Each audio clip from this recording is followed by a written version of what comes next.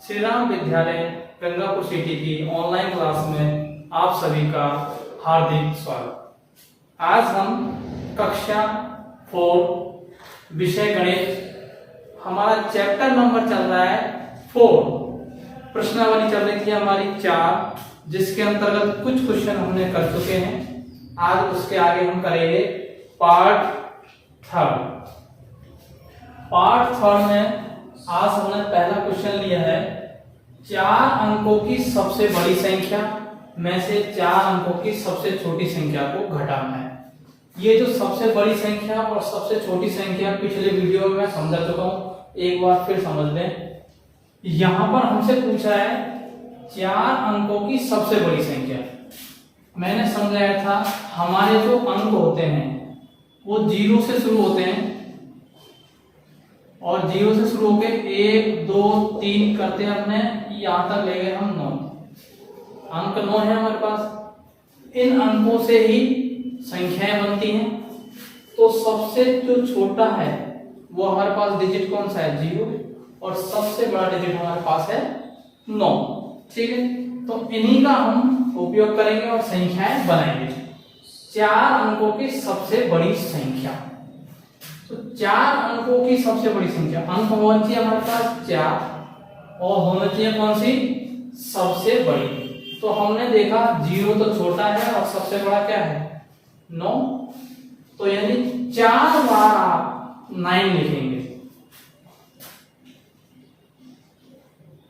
9 ये हो गए आपके 4 अंक 9 और बड़े अंक हैं ये देखिए 1 2 3 4। अब आप पढ़ेंगे इसको इकाई भाई सैकड़ा हजार 9999। ये हमारे पास आइए 4 अंकों की सबसे बड़ी संख्या। 4 अंकों की सबसे छोटी संख्या, छोटा हमारे पास क्या है? 0। अब हम इसको मान लीजिए 4 बार यदि हम 0 लिख दें, देख लीजिए तो इसका कोई महत्व? 4 बार लिखो, 5 बार लिखो, 1000 बार लिखो, उसका कोई महत्व नहीं है। तो अब हमने देखा कि इसको महत्वपूर्ण बनाने के लिए 0 से जस्ट बड़ा एक डिजिट 1, तो उस 1 का प्रयोग करें। तो हम क्या करेंगे? 1 का प्रयोग करें। हमने जैसे इसके आगे 1 लगाया, अब यह अर्थपूर्ण संख्या बन गई, यानी इसका कुछ ना कुछ मतलब निकल रहा है। 4 अंकों की 1 2 3 और ये 1 4।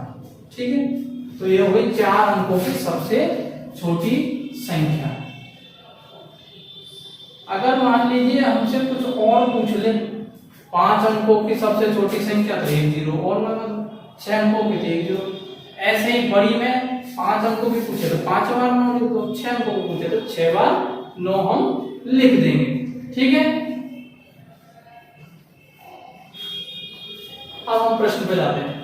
सबसे छोटी संख्या को घटाओ, यानी सब 4 अंकों की सबसे बड़ी संख्या में से 4 अंकों की सबसे छोटी संख्या को घटाना है। घटाने के लिए ये हमने घटाव का निशान लगा दिया। तो सबसे पहले आप घटाइए, यानी हमसे पूछ रहा है अंतर, इनमें अंतर कितना होगा? अंतर इकाई के अंक से शुरू करें। 9 में से 0 घटाया 9 में से फिर 0 घटाया 9 में से 0 घटाया 9 में से 1 घटाया तो 8। 4 अंकों की सबसे बड़ी संख्या में से 4 अंकों की सबसे छोटी संख्या को जब हमने घटाया, उनका अंतर निकाला, तो हमारे पास आया 8999। ठीक है, नेक्स्ट प्रश्न। 3 अंकों की सबसे बड़ी संख्या, 3 अंकों की सबसे बड़ी संख्या में क्या जोड़ने पर 4 अंकों की सबसे छोटी संख्या बन जाएगी? यानी हमसे ये पूछ रहा है कि 3 अंकों की जो सबसे बड़ी संख्या है उसमें हम क्या जोड़ें कि 4 अंकों की सबसे छोटी संख्या बन जाए। तो हम क्या करें? सबसे पहले 4 अंकों की जो सबसे छोटी संख्या है उसमें से 3 अंकों की सबसे छोटी संख्या को घटा दें। तो जो घटाने पर जो आएगा उसको जब जोड़ेंगे तो वही 4 अंकों की सबसे बड़ी संख्या बन जाएगी। ठीक है, 4 अंकों की सबसे बड़ी संख्या अभी जस्ट पहले हमने लिखी है। कितनी? बड़ा डिजिट कौन सा होता है?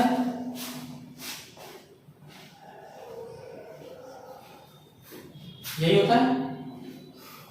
3 अंकों की सबसे 4 अंकों की सबसे छोटी संख्या, सबसे छोटी 4 डिजिट होने चाहिए। गिने जरा, 1 2 3 4। ठीक है, ये क्या है? 4 अंकों की सबसे छोटी संख्या। अब 3 अंकों की सबसे बड़ी संख्या लिख लीजिए। 3 बार 9 999, ये 3 अंकों की सबसे बड़ी संख्या। अब इनका आप अंतर निकाल लें। पहले ये अंतर निकाल लें, घटा दीजिए। इकाई के अंक में से इकाई का अंक घटा है, वही नहीं घटता तो हम क्या करते हैं? बगल वाले से वही कैरी। यहाँ पर कितना रह गया? 9। यहाँ पर कितना रह गया? 9। और ये यहां से 1 चला गया तो यहाँ पर कितना रह गया? 0। ठीक है, 10 में से 9 घटाया हमने, 1। 9 में से 9 0, 9 में से 9 घटाया 0, और ये यहाँ पर 0 है। ठीक, यानी कितना आया हमारे पास? 1। अब एक बार पुनः प्रश्न आप एक बार दोबारा पढ़ें कि 3 अंकों की सबसे बड़ी संख्या, 3 अंकों की सबसे बड़ी संख्या में क्या जोड़ें कि 4 अंकों की सबसे छोटी संख्या बन जाए। तो जैसे ही हम ये इसमें 1 जोड़ देंगे तो पुनः हमें 4 अंकों की सबसे छोटी संख्या प्राप्त हो जाएगी। यहां पर लिख देते हैं एक बार। अतः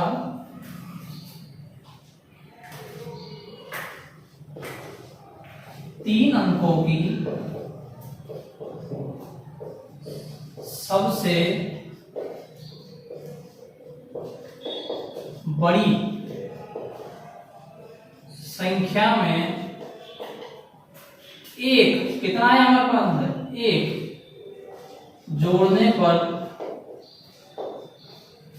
4 अंकों की सबसे छोटी संख्या प्राप्त होगी। 4 अंकों की सबसे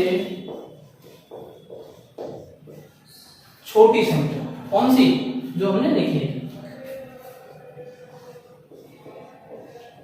छोटी संख्या प्राप्त होती है। ठीक है, तो हम सबसे पहले 4 अंकों की जो सबसे छोटी संख्या उसमें से 3 अंकों की सबसे बड़ी संख्या को घटाया, 1 आया। ये वही 1 हम जब जोड़ेंगे तो हमें वह 4 अंकों की सबसे छोटी संख्या प्राप्त हो जाएगी। नेक्स्ट प्रश्न नंबर 10।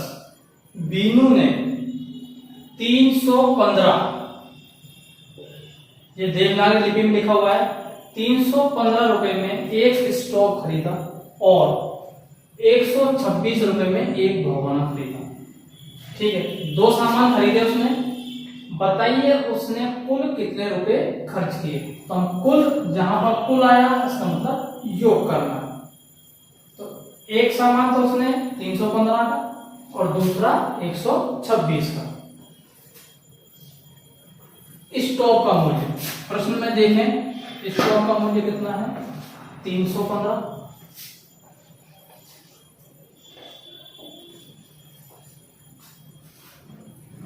और भगोने का मूल्य भी देखें, भगोने का मूल्य कितना है?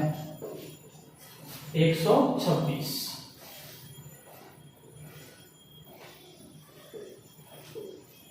हमसे प्रश्न में पूछ रहा है कुल कितना खर्च किया, तो क्या करेंगे? योग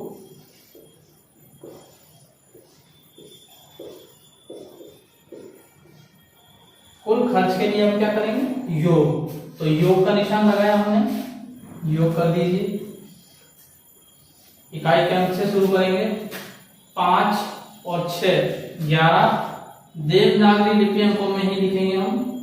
हासिल 1, इस 1 को यहां से याददाश्त के हमने लगा दिया।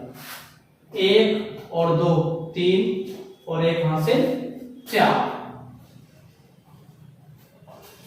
3 और 1 4। और इसको कितना? 441। 441 रुपए बीनू ने खर्च किए किसके लिए? दोनों सामान यानी स्टोव और भगोनों के खरीदने के लिए। ठीक, नेक्स्ट प्रश्न, राधा ने कुल 500 कागज की थैलियां बनाई। टोटल थैलियां जो बनाई 500 है। दीपू ने उसमें से 200 और 69 थैलियां बेच दी। किसको? एक किराना व्यापारी। अब राधा के पास कितनी थैलियां बची? तो हम क्या करेंगे? बची का मतलब शेष रही।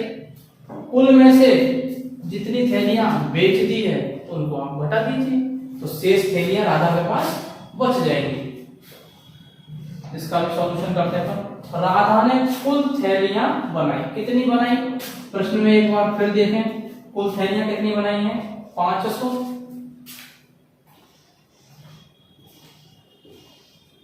उसमें से दीपू ने बेच दी। कितनी बेच दी? 269। वह भी आप लिखते हैं।